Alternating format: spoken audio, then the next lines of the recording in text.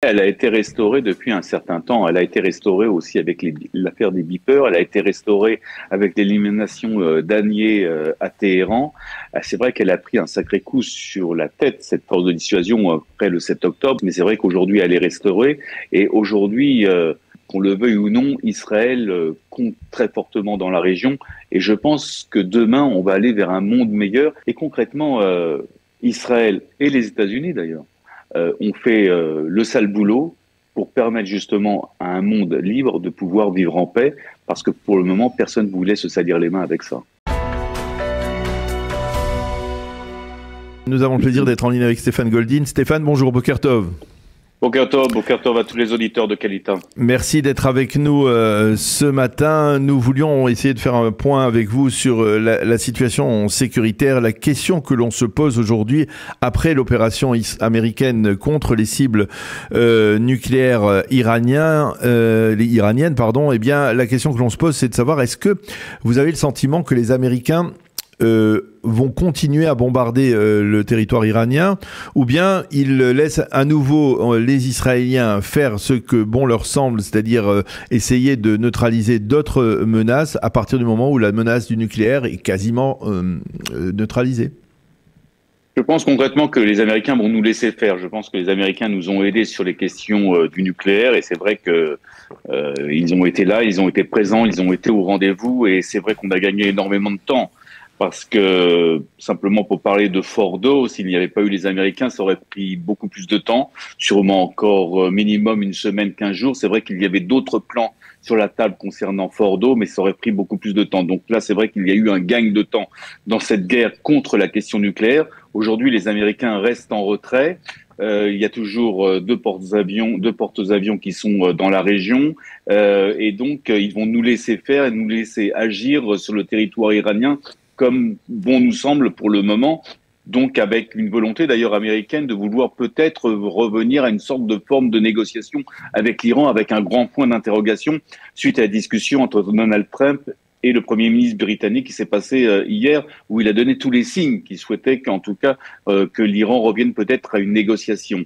Donc pour le moment, je pense qu'il va y avoir un retrait américain, avec toujours une aide américaine vis-à-vis d'Israël concernant la défense, mais plus concernant l'attaque, comme ça s'est passé le 13, il y a 3 jours sur le territoire iranien.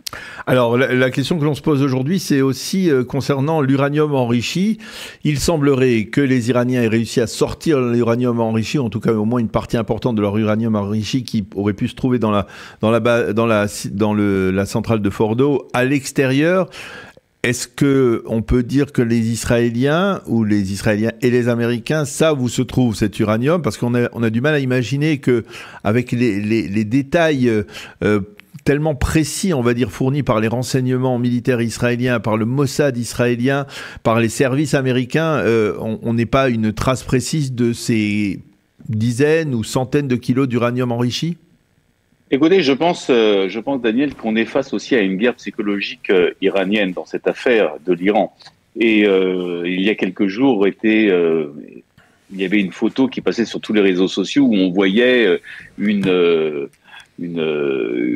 série de camions qui se suivaient l'un derrière l'autre avec soi-disant de l'uranium qui sortirait de Fordo. Est-ce que vous imaginez franchement de l'uranium enrichi transféré de cette façon-là? Je pense que concrètement les Américains et les Israéliens ont frappé très fort l'uranium enrichi, la base de l'uranium enrichi de Fordo, et je pense que derrière tout ça, il y a franchement une velléité, en tout cas une volonté de l'Iran de vouloir continuer à vouloir peser, à vouloir faire peur au monde et à Israël plus particulièrement.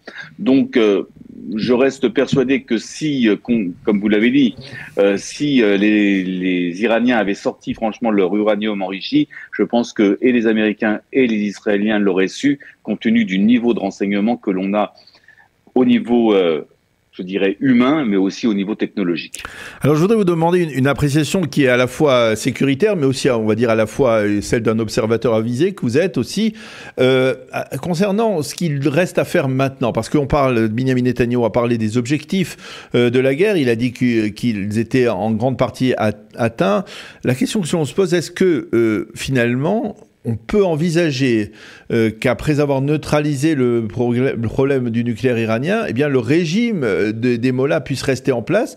Et est-ce que finalement, ce ne doit pas être aussi un objectif, à la fois pour les États-Unis, et Donald Trump a fait une allusion à cela hier soir, et pour Israël, qui de manière assez évidente, eh bien, a besoin d'un retour au calme. Et tant que les Iraniens, tant que le régime des mollahs sera au pouvoir, eh bien, le calme, ça sera à tout relatif. Depuis le 13 juin, cette date historique où Israël a attaqué le territoire iranien, je suis, à titre personnel, persuadé et je souhaite que nous allions jusqu'au bout de cette situation et que nous allions aider le peuple iranien à éliminer le régime des mollahs. Et donc, je pense qu'Israël doit continuer et terminer le travail. Actuellement, Israël continue à bombarder l'ouest de l'Iran, Téhéran, comme elle le fait à l'heure où l'on parle. Il y a actuellement une vingtaine d'avions au-dessus de Téhéran et une vingtaine d'avions au-dessus d'une ville qui s'appelle Kermashan. Et ils sont en train de détruire des lanceurs, des stockages de missiles. À Téhéran, il y a actuellement une base de missiles sol-air à l'heure où l'on parle, là, qui est en train d'être détruite et qui se trouvait franchement pratiquement au cœur de la ville. Je pense que l'Iran va vouloir avoir une réponse stratégique et non pas précipitée comme elle l'a fait quand il y a eu l'assassinat de Soleimani, par exemple. Et donc, je pense qu'il faut continuer le travail. Il va falloir que Tsahal, maintenant, continue à frapper l'Est iranien, parce que là aussi, il y a des bases de missiles, il y a des lanceurs de missiles, et je pense qu'il faut aider le peuple iranien dans sa révolte. Je pense que ceux qui vont défaire le régime des mollahs, ce sera le peuple iranien, et je pense que nous allons connaître, je pense que si nous continuons de frapper continuellement le territoire iranien, les bases de missiles, les lanceurs, les zones où il y a du nucléaire, je pense qu'à un moment donné, il va y avoir aussi une réponse, je dirais, de l'armée au sein par rapport au peuple iranien. Et je pense qu'on va avoir de plus en plus de défections au cœur de l'armée iranienne, et tout cela va amener à un changement de régime. Et donc, nous devons tout faire pour aller jusqu'à ce changement de régime, parce que qu'on le veuille ou non, s'il n'y a pas de changement de régime, la menace sera toujours présente pour Israël, mais aussi pour l'Occident. Et on voit très bien que l'Iran fait tout pour réactiver ses proxys. Et donc, on n'aura jamais la paix pour le moment, avec ce pouvoir-là, avec ce régime-là. Et ça passe par une élimination de Khamenei ? Ça passe pas automatiquement par une élimination de Khamenei, même si Khamenei voudra commencer à préparer sa succession. D'ailleurs, c'était très intéressant de voir comment Khamenei a déjà commencé à réfléchir à sa fin, je dirais, même si Khamenei colle tous les jours, je pense, où il est dans son bunker, doit penser très fortement au dernier jour de Nasrallah, puisqu'il se retrouve plus ou moins dans la même situation. Je ne pense pas que ça passe automatiquement par l'élimination directe de Khamenei. Je pense que tout simplement, il faut aider le peuple à prendre le pouvoir, à aller dans la rue et à défaire ce régime. Il faut savoir que en Iran, vous avez deux structures militaires. Vous avez les gardiens de la révolution et l'armée. Or, l'armée, je reste persuadé qu'elle n'a pas envie de voir son pays devenir comme l'Iran ou comme Gaza. Mmh. Bien, ça, on le verra bien entendu au cours des prochaines semaines et des prochains mois. Mais je voudrais revenir encore une fois sur les missiles balistiques, parce que vous parliez des missiles balistiques qui sont stationnés à l'est du territoire iranien. Le fait que, après la salve d'hier qui était massive, on va dire une trentaine de missiles qui étaient on va dire une réponse à l'opération américaine, on voit que depuis 24 heures, les Iraniens restent très, on va dire, très limités dans leur tir. Est-ce que ça veut dire qu'ils n'ont plus de missiles balistiques à disposition pour tirer en direction du territoire israélien, parce que même les missiles balistiques qui sont à l'est, eh bien peut-être ne peuvent pas atteindre le territoire israélien, ou alors il s'agit d'une tactique iranienne, peut-être pour nous assouplir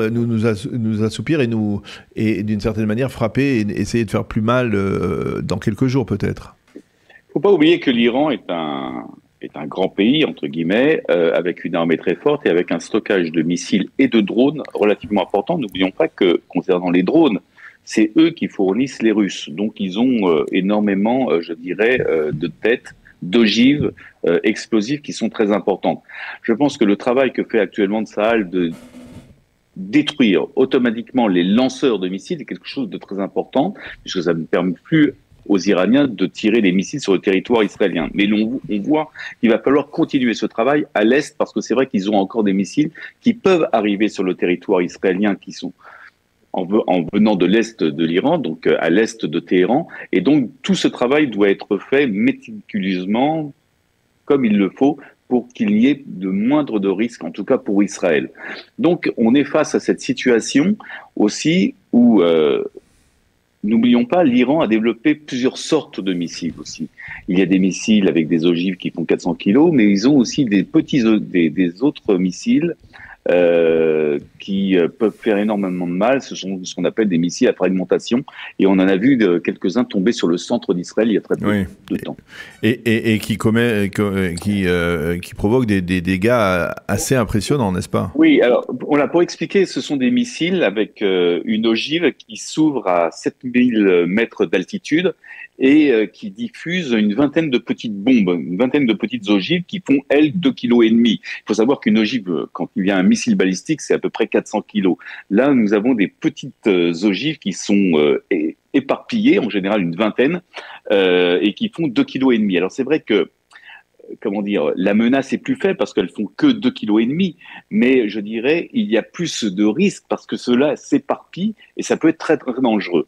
Et donc souvent, d'ailleurs, il y a des ogives qui n'explosent pas. Et d'ailleurs, si nos auditeurs qui vivent en Israël nous écoutent, surtout s'ils ont beau, vous voyez une ogive de ce type-là, il ne faut pas s'y approcher. Il faut appeler directement ou la police ou l'armée, toujours est-il, les démineurs, parce que ça peut être très, très dangereux.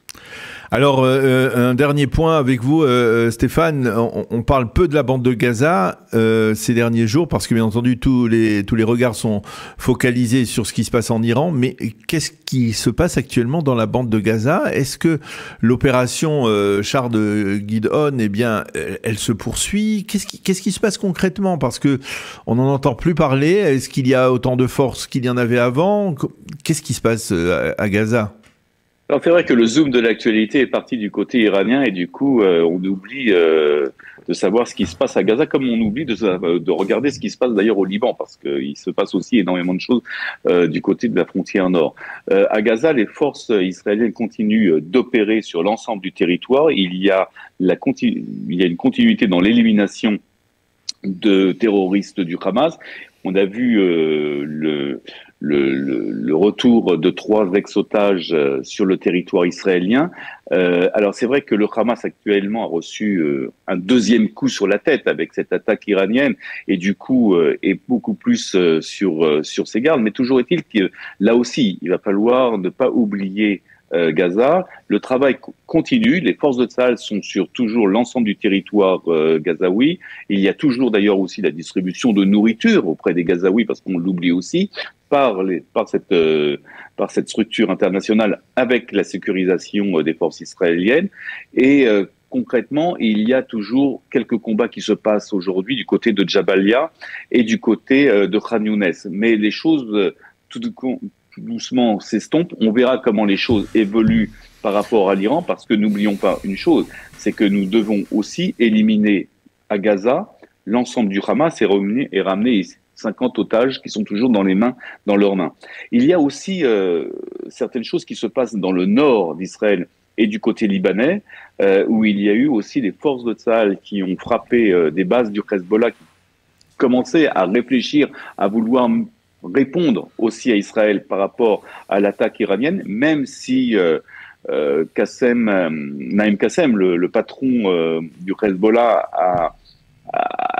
a eu un discours, je dirais, relativement anti-israélien comme d'habitude, mais ça, il fallait pas s'attendre à quelque chose, mais n'a pas appelé au Hezbollah de prendre les armes et de vouloir attaquer Israël. Donc, on sent qu'on est dans un entre-deux actuellement, et on va voir comment les choses évoluent. D'ailleurs, sur un autre front, on n'a vu aucun tir Houthis aussi sur le territoire israélien depuis un certain temps. Alors j'ai quand même encore une question, mais cette-ci est une question, on va dire, plus générale. Elle se rapporte à la sécurité de l'État d'Israël.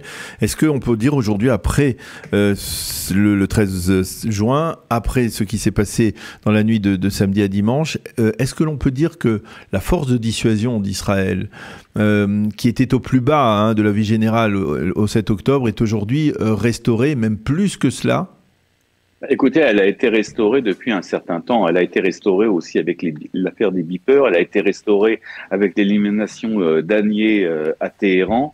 C'est vrai qu'elle a pris un sacré coup sur la tête, cette force de dissuasion, après le 7 octobre. Et c'est là, à un moment donné, il faudra en tirer toutes les conséquences. Mais c'est vrai qu'aujourd'hui, elle est restaurée. Et aujourd'hui, qu'on le veuille ou non, Israël compte très fortement dans la région. Et je pense que demain, on va aller vers un monde meilleur. Et concrètement, Israël et les États-Unis d'ailleurs ont fait le sale boulot pour permettre justement à un monde libre de pouvoir vivre en paix, parce que pour le moment, personne ne voulait se salir les mains avec ça. Eh bien, Stéphane Goldin, merci beaucoup d'avoir accepté de répondre ce matin à nos questions sur Radio Kalita. Bonne continuation et à bientôt. Merci Stéphane. Bonne journée à vous tous.